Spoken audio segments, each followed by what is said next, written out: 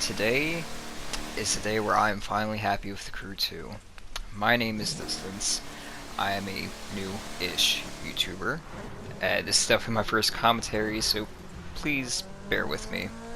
Now, yesterday, American Legends has finally dropped their second season for the Crew 2, and the first vehicle that we got for the story reward was a 1966 Pontiac GTO. Now, while I personally prefer the 1965, this is arguably my favorite GTO, so I was very excited to get this vehicle unlocked. And as you're seeing right now, showcasing the unlock little cut screen, as we call it. And don't know why it's in a shipping container, but you know what? It's lit up, it looks cool. I'ma go with it. Now, for the Pontiac GTO, the 12 steps actually weren't that bad to complete.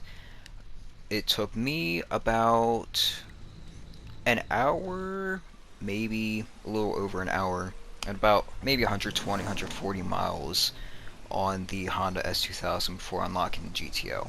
Now, right off the bat, I'm going to showcase me initially driving the vehicle, and I have to say that when I initially drove it, the weight was a little underwhelming because right up here on this turn you'll see that the weight just throws me into the wall, and honestly I think that's the biggest downfall of the Pontiac GTO from a driving standpoint. Is the GTO bad? No.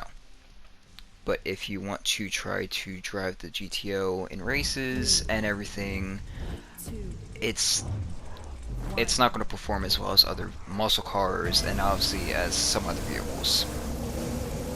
Now, obviously, that being said though, the GTO's issues that I've had with racing was that it couldn't handle the bumps and the dips in the road, and it also couldn't steer as well as other vehicles could. The suspension is too bouncy, and I tried tuning it, and I had no luck. Same thing with trying to make it turn better, like you see here. I couldn't get it to turn well enough. And yeah, a little too fast in that corner, I'll admit that. But the air distribution, if it's more 50-50, you're going to be throwing the weight around in that corner. And if you have the air distribution more towards the rear to kind of help with the G-force, you're not going to throw your weight in the corners, but you're not going to be able to steer as well. And that's the glaring issue with the GTO. It's obviously no Gelato killer, but there are obviously better options.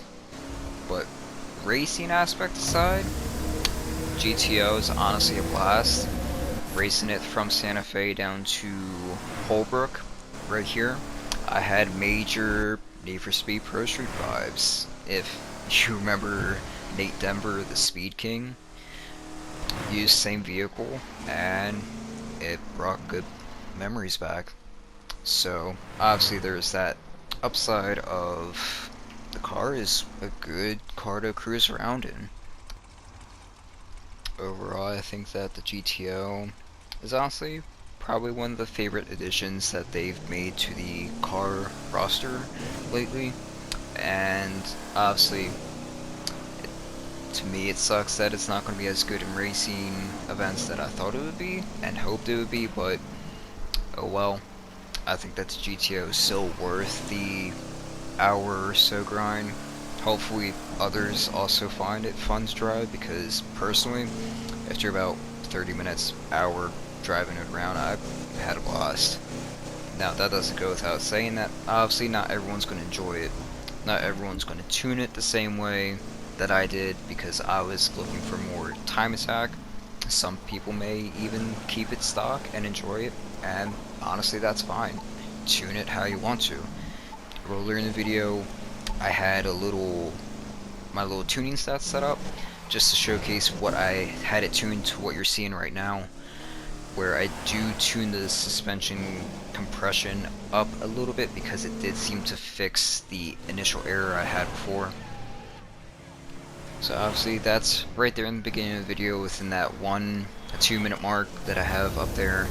And for the end of the video, I do have the visual parts showcased as well with what I put on the GTO.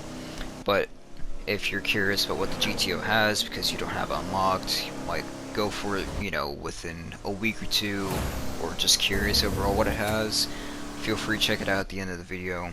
I have it up there just in case anyone wants to see it.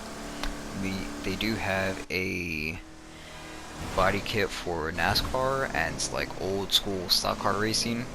So if that does pique your interest, they do have that, as well as a kind of like a blackout front headlights and rear tail lights look as well.